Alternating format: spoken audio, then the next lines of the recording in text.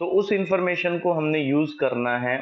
तो मैं फिर से रिपीट कर रहा हूँ, ह्यूमन जीनोम प्रोजेक्ट, जहां से एक टर्म क्वाइन होती है जीनोमिक्स।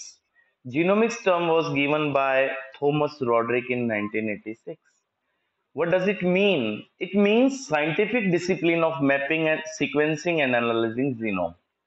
ये वो साइंटिफिक मेथड है जिसमें हम किसी के डीएनए को मॉलिक्यूलर लेवल पे जा करके सीक्वेंस करते हैं और फिर उसको एनालाइज करते हैं। बायोइन्फॉर्मेटिक्स एक नई ब्रांच है बायोलॉजी की, जो डील करती है कि इस डाटा को मैनेज और एनालाइज कैसे करेंगे जो हमने डाटाबेस में स्टोर करवाया है। अब हम आते हैं अपने मेन टॉपिक पे, व्हाट इज एचजीपी यानी human genome project. Human genome project, as you know, human genome project, अब मैंने आपको बताया कि जीनोमिक्स बायोइन्फॉर्मेटिक्स वो ब्रांचेज हैं जिसमें हम डील करते हैं कि हम जीनोम को सेपरेट करें, उसको एनालाइज करें। लेकिन एक तो हमने जब ये स्टार्ट करना था तो बड़ा इंटरेस्टिंग प्रोजेक्ट लगा हमें कि ऐसा अगर हो जाए तो हमारे लिए बहुत बेनिफिट है। पर जब हम ऐसा करना चाहते हैं तो हमारे पास, ह्यूमन बीइंग के पास, मैंने आपको पहले ही बताया था कि हमारे टोटल डीएनए के अंदर 3 बिलियन बेस पेयर्स हैं, और एक बेस पेयर को सीक्वेंस करने के लिए, सिंगल बेस पेयर को अगर आपने आइडेंटिफाई करना है तो उसके अंदर करीबन यूएस $3 का एक्सपेंसेस आता है। तो ये तो बहुत कॉस्टली हो गया। तो अगर एक पर्सन का अगर आपने करना है तो $9 बिलियन आ जाएगा। तो टोटल कॉस्ट देखो आप, टोटल कॉस्ट आ गई $9 बिलियन। इतना बहुत पैसा लग गया। तो ये काफी मुश्किल रहा, इस प्रोजेक्ट वर्क के अंदर काफी प्रॉब्लम आई। और फिर ये देखा गया कि अगर हमने इसको सीक्वेंसिंग को राइट करना हो तो भी बहुत सारे पेपर चाहिए आपको। अब एक आदमी के डीएनए को अगर आप राइट करने बैठते हैं सो यू नीड 3300 नोटबुक्स, इतनी बुक्स चाहिए आपको। पर बुक में पेज चाहिए आपको 1000 पर बुक में, और पर पेज पे लेटर आने चाहिए 1000 लेटर्स। तो ये तो बहुत टीडियस जॉब हो गई बच्चों। तो इसके बाद हमने फिर यूज किया सॉफ्टवेयर को, कि बजाय इसको पेपर पे करने के, अगर ये पॉसिबल हो जाए कि इसको सॉफ्टवेयर में डाटा लोड हो सकता है तो बहुत आसान हो जाएगा। तो फिर हमने सारे डाटा जो हमने कलेक्ट किए वो हमने डाटाबेस में डाल दी। हमने इसके लिए कंप्यूटर यूज कर लिया।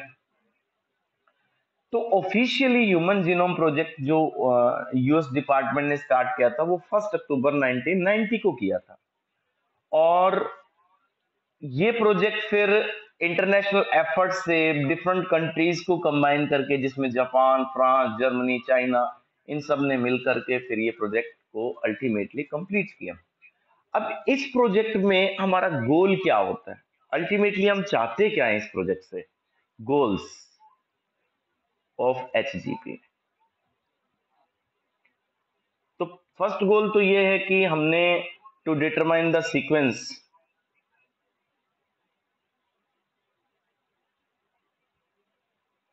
Of 3 billion base pairs. तो हमारे जीनोम में टोटल बेस पेयर जो है, एक तो पहला काम तो हमारा ये है कि हम उसको सीक्वेंसिंग करें। फिर हम चाहते हैं कि हमारे जो टोटल जीन्स हैं, 25,000 के करीबन हमारे पास जीन्स हैं, इनका फंक्शन हमें पता लग जाए कैसे भी। मतलब फर्स्ट तो हो गया कि हमने पूरा जीनोम सीक्वेंस करना है। सेकंड है कि हमने टोटल जीन्स के फंक्शंस पता करने हैं। थर्ड है कि इस स्टोर को, इस इंफॉर्मेशन को स्टोर करना है। इंफॉर्मेशन को, इंफॉर्मेशन हमने स्टोर करनी है डाटाबेस में। तीसरा फंक्शन नहीं है।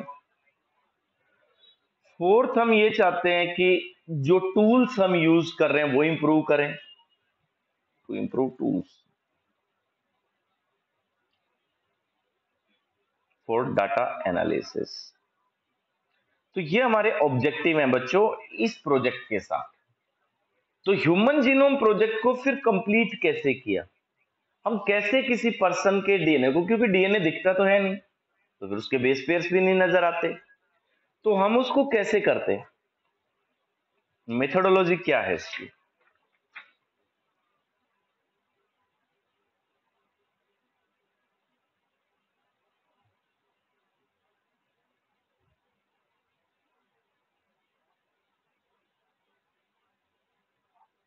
फर्स्ट बेटा,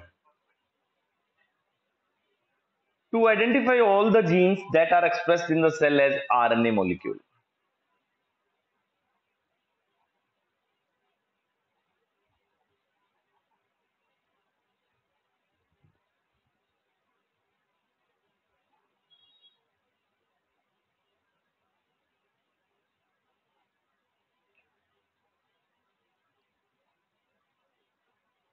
आरएनए मॉलिक्यूल यानी वो डीएनए को आइडेंटिफाई करें जो आरएनए बनाता हो। अब सारा डीएनए हमारा कोडिंग नहीं होता, काफी डीएनए ऐसा है जो हमारा काम ही नहीं करता, नॉन कोडिंग है।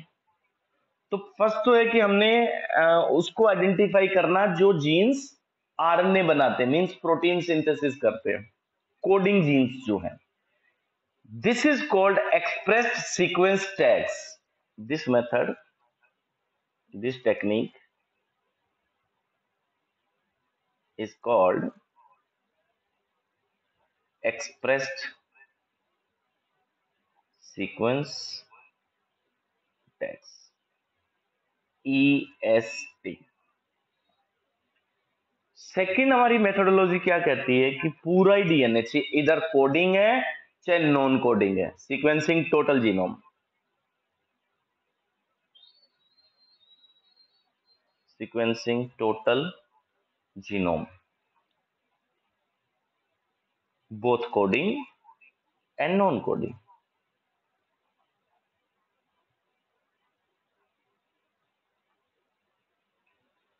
हाँ जी, इसको कहते हैं बेटा sequence annotation.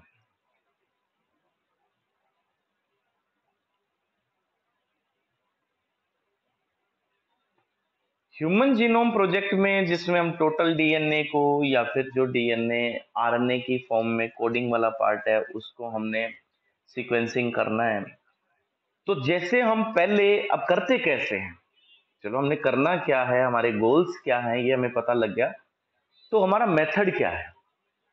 First of all तो हम डीएनए सेपरेट करते हैं बच्चों। देखो, पहले तो हमने सेल से डीएनए को सेपरेट कर लिया, ठीक है। डीएनए को सेपरेट करने के बाद इसको हम ब्रेक डाउन कर देते हैं स्मॉल साइज के फ्रेगमेंट्स में। हाँ जी, ब्रोकन इनटू फ्रेगमेंट्स। यस। अब डीएनए जो हमने सेपरेट किया है उसको अब क्लोनिंग करनी है हमने, बताता हूं मैं अभी आपको। देखो बच्चों, फर्स्ट ऑफ ऑल हमने सेल ली, सेल के अंदर से हमने डीएनए सेपरेट किया। डीएनए सेपरेट करने के बाद हमने उसको सेगमेंट्स में डिवाइड कर दिया। अब हम इसको क्लोन करना है, मतलब एम्पलीफाई करना है। अब जैसे ये है आपके पास डीएनए, ये डीएनए है, जैसे अलग अलग टुकड़ों में आपने इसको डिवाइड कर दिया बच्चों। अब हम चाहते हैं कि इसकी ज्यादा कॉपी हो जाए, तो जैसे अभी आपके पास ए है, बी है और सी है, तीन सेगमेंट में ज्यादा कॉपी हो जाए तो अलग अलग जगह पे हम काफी सारे लोग हैं, जैसे मान लो तो हमारे पास जैसे इसकी 10 कॉपी है, 10 इसकी है, 10 इसकी है, तो अलग अलग लोग मिलकर के हम बहुत इजीली सीक्वेंसिंग कर सकते हैं। अगर एक ही डीएनए हुआ तो डिफिकल्ट रहेगी, तो उसके लिए हम इसको एम्पलीफाई करवाते हैं, इसकी एम्पलीफिकेशन करवाते हैं। आजकल तो हमारे पास तरीका दूसरा एम्पलीफिकेशन का, यानी इसकी कॉपी बनवाने का। पहले हम इसको बैक्टीरिया में या ईस्ट में डाल के इसकी कॉपी करवाते थे, ठीक है। तो पहले हम लोग इसको बैक्टीरियल आर्टिफिशियल क्रोमोसोम, मतलब इसको उसमें एंटर करवा के और ईस्ट के अंदर एंटर करवा के फिर हम इसकी कॉपी करवाते थे। बट अब हम ऐसा नहीं करते। अब हम इसके लिए आजकल हमारे पास टेक्निक है पीसीआर, पॉलीमरेज चेन रिएक्शन, उससे करवा लेते हैं। चलो जैसे भी करवाए, चाहे हमने इस बैक्टीरिया से करवाया चाहे ईस्ट से करवाया, मान लो ये तीन फ्रेगमेंट है और इसकी हमने डिफरेंट कॉपीज करवा ली, इसको एम्पलीफाई करवा लिया। एम्प्लीफिकेशन के बाद हमने इसकी सीक्वेंसिंग करनी है, मतलब अब हमें ये तो पता हो कि यहाँ पे कौन कौन लगा हुआ है, ए सी जी टी टी सी, कौन पहले कौन बाद में। इसके लिए हम लोग जो तरीका यूज करते हैं उसको कहते हैं ऑटोमेटेड सीक्वेंसिंग। अब इसके बाद हमने ऑटोमेटेड सीक्वेंसिंग टेक्निक यूज करनी। ये टेक्निक किस बंदे ने दी थी? This technique was given by Frederick Sanger. मैं फिर से रिपीट कर रहा हूँ, ह्यूमन जीनोम प्रोजेक्ट हमारा अल्टीमेट प्रोजेक्ट है जिसमें हमने एक पर्सन के कोडिंग और नॉन कोडिंग दोनों डीएनए को, दोनों पार्ट्स को सीक्वेंस करना है, मतलब हमें उसके अंदर मोलिकुलर लेवल पे उसको एनालाइज करना है। इसके लिए टर्म आई जीनोमिक्स। बायो की वो ब्रांच जो इस फील्ड से, इसकी स्टडी से डील करती है, that is known as bioinformatics. तो उस टेक्निक में हमने कैसे करना है कि डीएनए को पहले सेल से सेपरेट करना है, then it is divided into the smaller fragments, छोटे टुकड़ों में डिवाइड कर दिया, फिर हम इसको एम्पलीफाई करते हैं। इनिशियली एम्पलीफाई करने के लिए हम लोग बैक्टीरिया और ईस्ट का यूज करते थे, आजकल हम पीसीआर टेक्निक का यूज करते हैं, पॉलीमरेज चेन रिएक्शन का। जब आप सेगमेंट्स में अलग कर देते हैं तो इसकी सीक्वेंसिंग के लिए हम लोग टेक्निक जो यूज करते हैं that is automated sequencing, and this technique was given by Frederick Sanger, जिसको नोबेल अवार्ड भी दिया गया था। अब जो इस टेक्निक के मुताबिक जो आपके पास फ्रेगमेंट है डीएनए का, ये फ्रेगमेंट है बच्चों, इसमें सीक्वेंसिंग जो हम देखेंगे कि कहां कौन सा कोड है, वो दोनों एंड्स की तरफ से देखते हैं, फ्रॉम बोथ एंड्स। ठीक है, हाँ जी,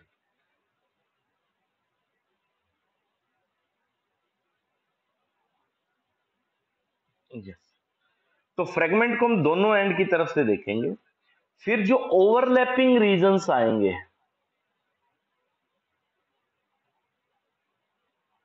ओवरलैपिंग रीजन्स, तो उन ओवरलैपिंग जो रीजन्स होंगे, तो सीक्वेंसिंग हम इस बेस पे करेंगे कि ओवरलैपिंग रीजन्स कहां कहां हैं। जैसे ये दोनों एंड की तरफ से आप इसके सीक्वेंसिंग की स्टडी कर रहे हैं, इसके सीक्वेंसिंग हम करे जा रहे हैं, तो ये बहुत टीडियस प्रोसेस है, इसमें काफी टाइम लगता है और थका देने वाला प्रोसेस होता है। तो इस प्रोसेस के लिए हम लोग कंप्यूटर यूज करते हैं आजकल। इसके लिए हमने कंप्यूटर प्रोग्रामिंग यूज की है, जो प्रोग्रामिंग से हमें इसके सीक्वेंसेस का पता लगता है, ओवरलैप रीजन का पता लगता है। तो अब तक हमने 22 ऑटोजोम्स, यानी हमारे टोटल क्रोमोसोम्स में जो 23 पेयर्स हैं उसमें ऑटोजोम्स और सेक्स क्रोमोसोम्स के की जो सीक्वेंसिंग है एक्स एंड वाई की, वो हमने कर रखी है। ठीक है जी। और आई जो क्रोमोसोम है उसकी सीक्वेंसिंग मई 2006 में कंप्लीट हुई थी बेटा। ठीक है जी। अब आप इससे रिलेटेड